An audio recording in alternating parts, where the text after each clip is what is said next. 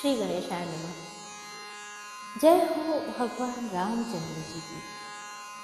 अध्यात्म रामायण में उत्तरकांड अष्टम सर्ग हिंदी अनुवाद आज श्लोक 54 से पूर्णता की ओर। उपलब्ध अनुवाद श्लोक 54 से ही संयुक्त रूप से मिल रहा है, तो पढ़ना तो 55 से था, किंतु श्लोक 54 से ही पढ़ा जाएगा और त्रुटियां ना हो या कम से कम हो इसका प्रयास रहेगा। किंतु यदि फिर भी हमसे त्रुटियां हो जाती हैं तो आप सभी गुणी श्रोताओं से हम क्षमा मांगते हैं।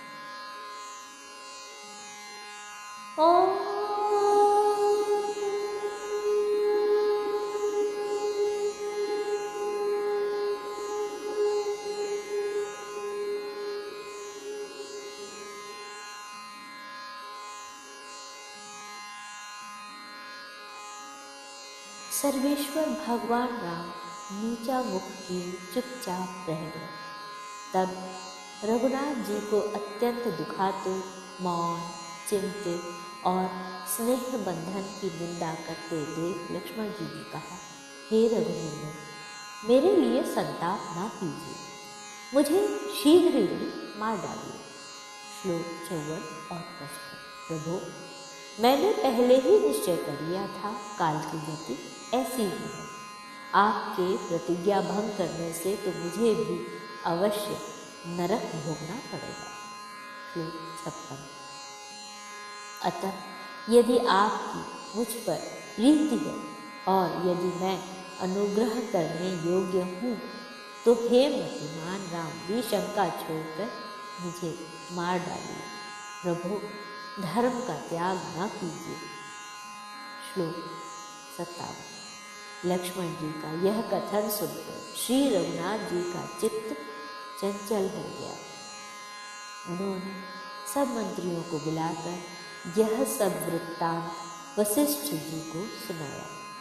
श्लोक 58। प्रभु राम ने दुर्वासा मुनि का आगमन, काल का भाषण और अपनी प्रतिज्ञा, ये सब बातें उनसे कह दी। श्लोक 59।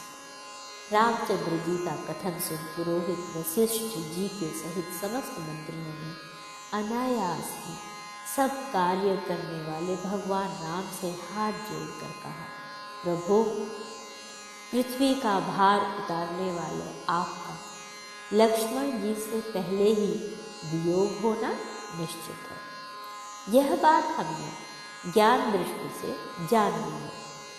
श्लोक 61। अतः हे राम, तुरंत ही लक्ष्मण जी को त्याग दीजिए। प्रभु, अपनी प्रतिज्ञा भंग ना कीजिए, क्योंकि प्रतिज्ञा भंग करने से सारा धर्म निष्फल हो जाता है। श्लोक 62। और हे राम, संपूर्ण धर्म का नाश हो जाने पर निश्चय ही त्रिलोकी का नाश हो जाता है।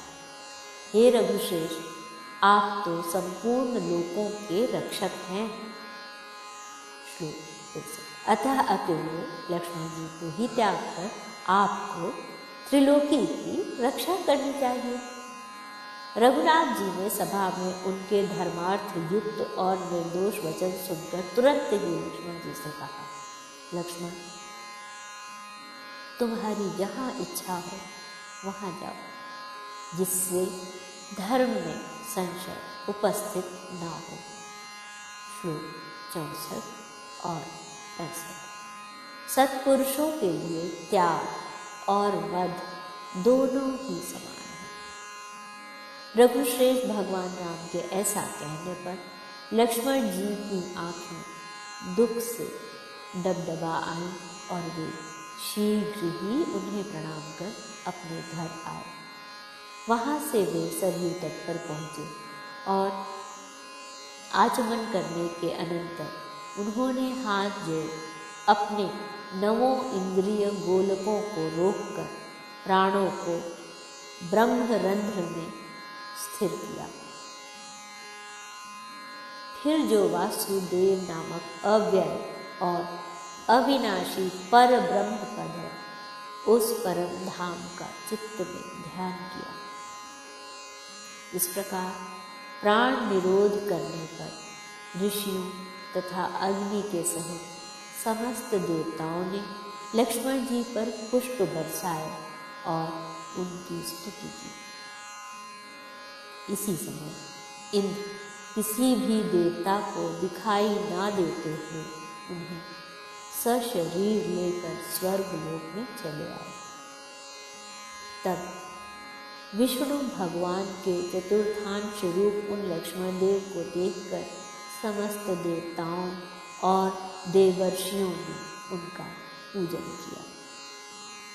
श्लोक 66 से 71 तक। भगवान लक्ष्मण जी के स्वर्ग पधारने पर ब्रह्मा जी के सहित सिद्ध लोक निवासी समस्त योगी जन अति प्रसन्न होकर महासर्प अर्थात शेष रूपधारी श्री लक्ष्मण जी का दर्शन करने के लिए आए। श्लोक 72। इति श्रीमद्भागवते रामायणे उमा महेश्वर संवादे उत्तरकांडे अष्टमः सर्गः।